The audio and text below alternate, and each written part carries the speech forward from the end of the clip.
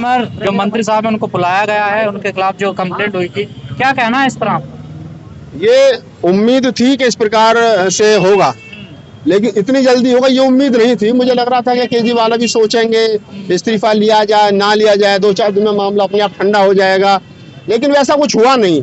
और इसके पीछे सबसे बड़ी बात यही है कि केजरीवाल कहीं ना कहीं जो वो सोच रहे हैं, मतलब अब ये देखिए दलित समाज के पाले में गेंद है, उनको सोचना पड़ेगा कि जो केजरीवाल बाबा साहब का मुखौटा लगा करके घूम रहे हैं, जो कहते हैं कि मैं तो बाबा साहब का सबसे बड़ा भक्त हूँ, जिन्होंने आदेश कर दिया कि सरकारी दफ्तर में बाबा साहब डॉक्टर अम्बेडकर के भाषण की फोटो लगाई जाएगी, आज वो केजरीवाल पूरी तरीके से उनके जो चेहरे का रंग है, उनके चेहरे पर जो नीला रंग नकली रंग था वो उतर चुका है, क्योंकि केजरीवाल नंगे हो चुके हैं इस पूरे मामले में। अगर उनके किसी सवर्ण मंत्री के खिलाफ कोई कानूनी कार्रवाई होती है तो उसके साथ खड़े होते हैं। मनीष सिसोदिया के खिलाफ जांच चल रही है और एक मंत्री जेल में है, सत्येंद्र जैन जेल में है, लेकिन केजरीवाल उनका साथ नहीं छोड़ते हैं। लेकिन अगर राजेंद्र पाल गौतम ने कोई गुनाह नहीं किया है, जो 22 प्रतिज्ञा राजेंद्र पाल गौतम ने 5 अक्टूबर को दिल्ली के अम्बेडकर भवन पर दोहराई है, वही 5 प्रतिज्ञा अटल बिहारी वाजपेयी की सरकार में उस समय के जो कैबिनेट मंत्री थे सत्यनारायण जटिया साहब, उन्होंने बाबा साहब के सत्र में बोलिए में छाप करके बेची है। तो एक तरफ तो बीजेपी बाबा साहब की उन्हीं 22 प्रतिज्ञाओं को जो बेच रही है, कह रही है कि मैं ब्रह्मा विष्णु महेश को ईश्वर नहीं मानूंगा, ना उनकी पूजा करूंगा, मैं रामकृष्ण को ईश्वर नहीं मानूंगा, ना कभी उनकी पूजा करूंगा, और दूसरी तरफ में 12-15 साल 18 साल के बाद में कह रहे हैं साहब हमारी तो भावनाएं आहत हो गई। अब मैं तो समझ नहीं पा रहा हूं कि अगर मंत्री जी ने ये कह दिया, बाबा साहब डॉक्टर अम्बेडकर ने 14 अक्टूबर 1956 को नागपुर में धम्म दीक्षा लेते वक्त ये बात कही कि मैं ब्रह्मा विष्णु महेश को ईश्वर नहीं मानूंगा, तो अब तक मानना तो अब नहीं मानूंगा भाई, अब मैं बुद्धिस्ट हो गया, तो जबरदस्ती थोड़ी आप किसी के कान पे पिस्टल रख के मनवाओगे भाई। तो ये इस्तीफा लिया गया है? बिल्कुल नहीं, और ऐसा कोई इस्तीफा दे देगा? अगर मंत्री जी इस्तीफा दिया है तो स्वीकार करना चाहिए था, मंत्री जी को मनाना चाहिए, तो मनाया नहीं ना, इस्तीफा स्वीकार कर लिया, तो इसका मतलब इस्तीफा। सवाल ये भी है ना, मंत्री जी ने क्यों इस्तीफा दिया? मैं वही कह रहा हूँ ना, इस्तीफा देने का दबाव बनाया जा रहा था, और अगर दबाव नहीं बनाया जाता तो कोई इस्तीफा नहीं देता। लोग तो यहाँ तक भी कह रहे हैं कि मनीष सिसोदिया ने लिखवाया ये इस्तीफा। जो भी लिखवाया है, जैसा भी लिखवाया है, मनीष सिसोदिया ने लिखवाया, किसी और ने लिखवाया हो, ये तो मंत्री जी बेहतर बता सकते हैं, लेकिन हम एक as a activist, as a पत्रकार ये कह सकते हैं पूरी जिम्मेदारी के साथ में कि आप इस बात को समझिए कि भावनाएं आहत हो रही है लोगों की। अगर इनकी माँ ने दूध पिलाया, मैं कह रहा हूँ, ये जितने हिंदू संगठन घूम रहे हैं ना, जो कह रहे हैं हमारी भावनाएं आहत हो गई, अगर तुम्हारी माँ ने दूध पिलाया ना, तो बाबा साहब डॉक्टर अम्बेडकर पर मुकदमा करिए। राजेंद्र पाल गौतम पे मुकदमा करने से क्या होगा भाई? डॉक्टर अम्बेडकर ने 14 अक्टूबर 1956 को दीक्षा ली थी, तब कहा था कि मैं ब्रह्मा विष्णु महेश को ईश्वर नहीं मानूंगा, 8 लाख लोगों के साथ में कहा था, अकेले ने नहीं कहा था। करो ना मुकदमा।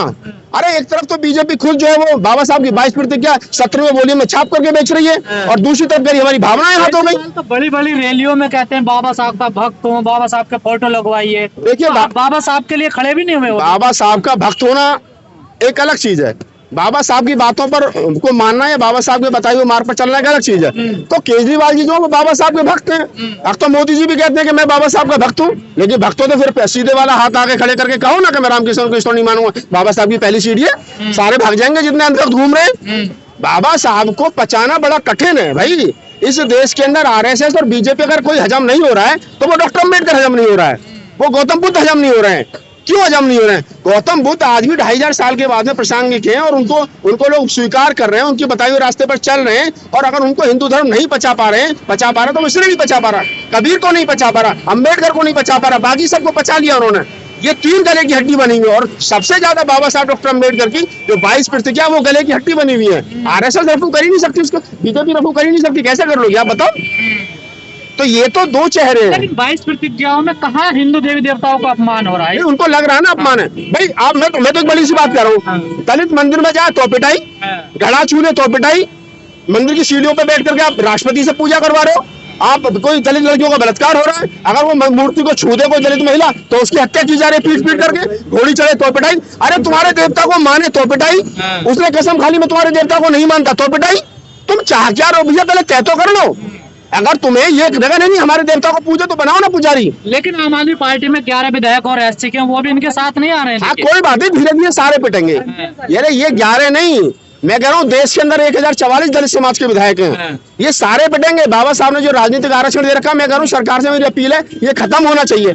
जिस दिन ये खत्म हो गया ना, फिर इनकी अकल ठिकाने आ जाएगी, किसी गांव के प्रधान नहीं बनेंगे, फिर इनको सबको पता चल जाएगा किसी की औकात है। मंत्री साहब को भी विरोध करना चाहिए केजरीवाल का। नहीं, मंत्री साहब का व्यक्तिगत डिसीजन, वो विरोध करेंगे नहीं करेंगे। अभी तो मंत्री साहब ये कह रहे हैं कि मेरे नेता केजरीवाल जी हैं। जब मंत्री साहब के साथ खड़े नहीं हुए हो तो नहीं, खड़े होना ना होना उनकी आपस में क्या बातचीत हुई है दोनों बेहतर जानते हैं।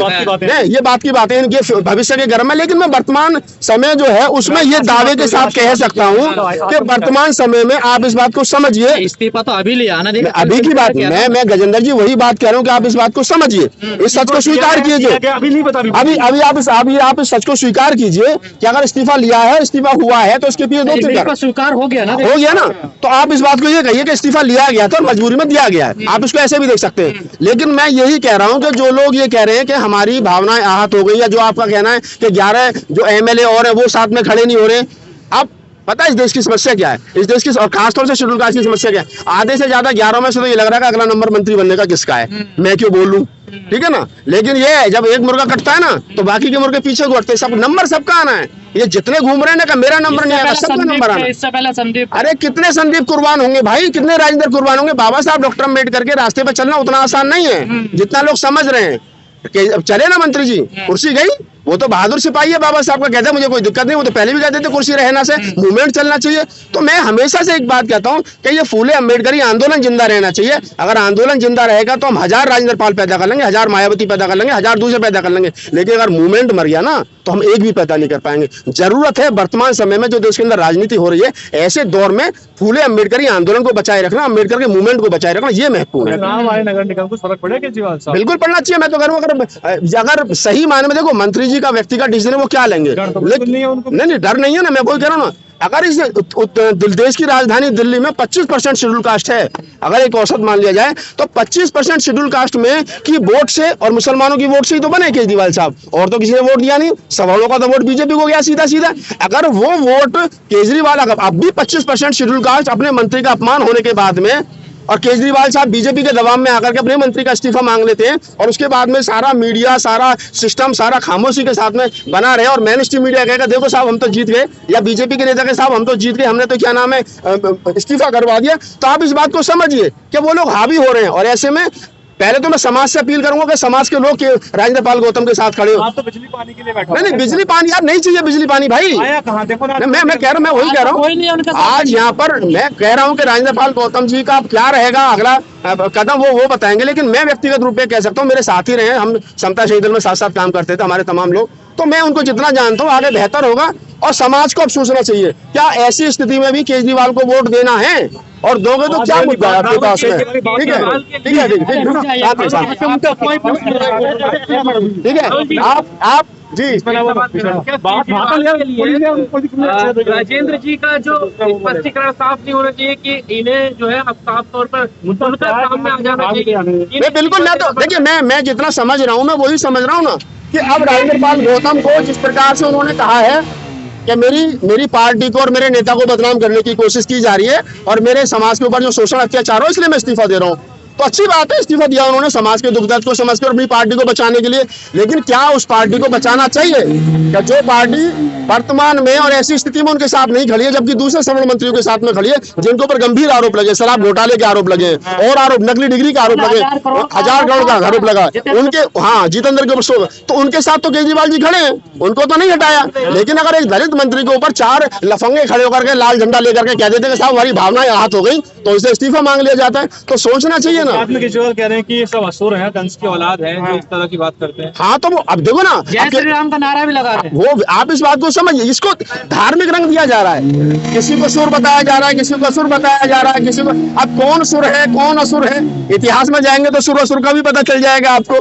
तो कौन कंस की औलाद है कौन कंस की औलाद नहीं है, वो बहुत सारी चीजें हैं, अगर इस पर डिबेट करेंगे तो लंबी हो जाएगी। लेकिन मेरा सिर्फ तो आपको नहीं लगता आप दलितों को विचार करना चाहिए दिल्ली में? देखिए दलित दिल्ली के बड़े भोले हैं। मान्यवर साहब काशीराम ने एक बात कही थी कि यहाँ अपनी दाल नहीं गलेगी, चलो यूपी की ओर। तो आप काशीराम साहब फेल हो गए, बीच में थोड़ा समाज तैयार हुआ, 14-15% वोट तैयार हुआ, बाद में वो भी बिखर के झाड़ू के साथ में चला गया पानी और बिजली के चक्कर में। तो मेरा कहने का मतलब ये है कि वोट किसको देगा, आदमी का लोकतांत्रिक स्वतंत्र अधिकार है, लेकिन विचार करना चाहिए कि जहाँ आपके मंत्री का मान सम्मान नहीं है, केजरीवाल जी वहाँ खड़े हो जाते हैं जहाँ सवर्ण मंत्रियों में गंभीर आरोप लगते हैं, नकली डिग्री का आरोप लगते हैं, 16,000 करोड़ का और उसका नाम है उप मुख्यमंत्री पर आरोप लगते हैं, वहां वो उनके साथ खड़े। लेकिन अगर 4 लफंगे आकर के टीवी पर डिबेट करने के बाद में कहते हैं हमारी भावनाएं हाथ हो गई, हिंदू धर्म की भावनाएं हाथ हो गई, जबकि ये भावनाएं खुद इन्होंने छाप करके भेज रखी है। 17 में वॉल्यूम में अटल जी की सरकार में छाप करके बेची गई है, थावरचंद गहलोत ने छाप करके बेची है। ये खुद कह रहे हैं। अब वहां गुजरात में छाप रहे हैं साहब कि उसने ये कह दिया, अब इनकी भावना तो राम हो गया। जो धर्म है ना वो बीजेपी के लिए राजनीति है, धर्म से उनको कोई लेना देना है नहीं। सही मायने की बात ये है। तो हमारे लोगों को खुद सोचना चाहिए कि वो क्या करेंगे क्या नहीं करेंगे। जब हमारे मंत्री के साथ में सिस्टम नहीं खड़ा है, सरकार नहीं खड़ी है, सरकार के बड़े नुमाइंदे नहीं खड़े, केजरीवाल जी नहीं खड़े, तो उनको भी सोचना चाहिए कि वो मंत्री जी के साथ आकर के खड़े हों और मंत्री जी की हिम्मत बढ़ाएं। सामने आएगा लोग। वो हम तो पहले दिन से कह रहे हैं इसकी कच्चा जो वो खाकी तो है नीचे केजरीवाल का, नीला थोड़ा ही है। केजरीवाल का जो कच्चा वो भी तो आरएसएस का ही है, आया तो उसी पाठशाला से ये भी। अरे बाबा साहब को पढ़ाया जाएगा। अरे बाबा साहब को पढ़ाया जाए तो पढ़ाओ ना, बाबा साहब की 22 प्रतिज्ञा भाई किसने मना किया है? पढ़ाओ बाबा साहब को, किसने मना करा? बाबा साहब को हजम करना उतना आसान नहीं है भाई। आपके पड़ोस में खड़े कह रहे हैं केजरीवाल की बात मत करो। हाँ तो वो करेंगे, वो पार्टी कार्यकर्ताओं में मुझे कोई लाल बत्ती थोड़ी चाहिए, मैं तो बोलूंगा। आने वाले चुनाव में क्या असर पड़ेगा पूरे पड़ेगा, लोगों को तैयार करना चाहिए, मंत्री जी को लोगों को तैयार करना चाहिए, समाज को तैयार करना चाहिए। लोगों को फर्क पड़ेगा क्यों नहीं पड़ेगा? अगर दिल्ली के 25% शेड्यूल कास्ट और पंजाब के 33%